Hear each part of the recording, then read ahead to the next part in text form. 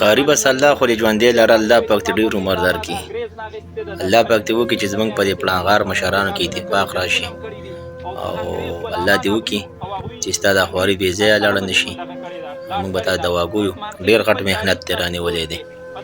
دا ویډیو راسه وګورئ ملګرو پوره یې وګورئ بابو د ډیم د بره سر چې کوم دی په دغه ځای باندې انګریز سره جنګ کړی دی انګریز مکرم خان عثمان خیل پر کړی دی د دې ځنې پر کړی دی او کوم خلک به چې دلالي غلامي کوله هغوی پسې د ځمکې لاټ کړي دي اوس هم په دې عثمان خیل کې هم داسې خلک شته چې میل هم ورځي او تنګیوال هم ورځي چې ما پسې څه لاټ کړه او بس خان باندې دعوا وکړه او شوبه وکړه دا به قرآن خو چې لا اله الا محمد رسول الله کلمه مې تېره کړه چې د دې قام مخالف باندې او د قام خبر باندې کو د دې لپاره یو اتفاق جوړ کړئ یو جرګه جوړه کړئ مخالفت مه کوئ او هر سړی تربور هم لري عزیز هم لري دشمن هم لري چې مونږ په دې ځای کې اوس هغه زړې خبرې راواړو او منځ کې دغه کوم اختلاف به جوړ شي متفق شي متفق هغوی کمیټې جوړه کړې پیسې جمع کوي او مونږ چې خبر رااله نو یو خبره کوي جرګه وکړئ چې کم سړی خوښ بس دا وکړئ چې قوم وروسته لاړ نه شي قوم مخکې کوي عثمان خیل یو تاریخ لري تاریخ ختم نه کوي دا قوم مضبوط کوي په خپل اتفاق خپل اتحاد شپږ قامه دي په دې لمن کې شپږ قامه دي شاداد دی بامیر هر قام شته ټول قامونه شته دي هر سړی د خپله جرګه وکړي بیا د جرګې نه بعد چې څه فنډ یې کېغوستو اول به دا کمیټې او فنډ ږدي چې کوم لس لکه روپۍ قام کېغوستو 10 لکه قام کېغوستو هغه به یو سړي ته حواله کړي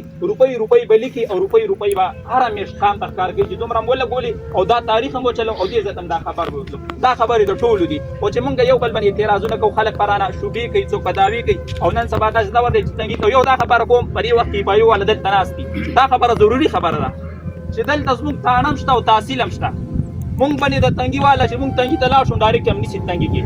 زمونږ د دې عثمان خیل چې کومه تاڼه او تحصیل ده دوی ته مونږ دا وایو چې تاسو زموږ تپوس کوئ تحصیل کې چې مونږ په کوم تحصیل کې پاتې کېږو مونږ د هغه تحصیل ته میوار دی چې کله مونږ باندې ښکته کوي نو مونږ به هغوی باندې رپورټ دلته زموږ رپورټ په تاسو اخلي بعضې داسې روایت داسې خبر راشي چې زموږ رپورټ نه اخیستلی کېږي بیا به زموږ د دې خلکو رپورټ هم اخلي ځکه مونږ د دې تحصیل اوسېدونکي یو پاکستان هم منلی دی پاکستان نه مخکې دا انګریز نه اخیستې ده او دا وطن هم آزاد کړی دی الحمدلله مونږ د اسلام سره اول هم ولاړو مونږ دنیا پسې نه روان اوس دا روټین داسې روان دی چې دا قانون دی بس په غاړې ته یو امیل راټولی دی دا هم څه منلی دی نو ټول خلک به انشاءالله متفق وي یو څو خبرې موږ د نور مشران هم لګوي مخالفت مه کوئ بې اتفاقي مه کوئ کوم سړی په قام کې د چا خوښ هغه مقرر کوي خو داسې چې بیا ورپسې وروسته خبرې کوي چې دا غل دی او دا دی خو په ټول قوم مشرانو کشرانو کې متفق یې لاټري پیولی هغه خوا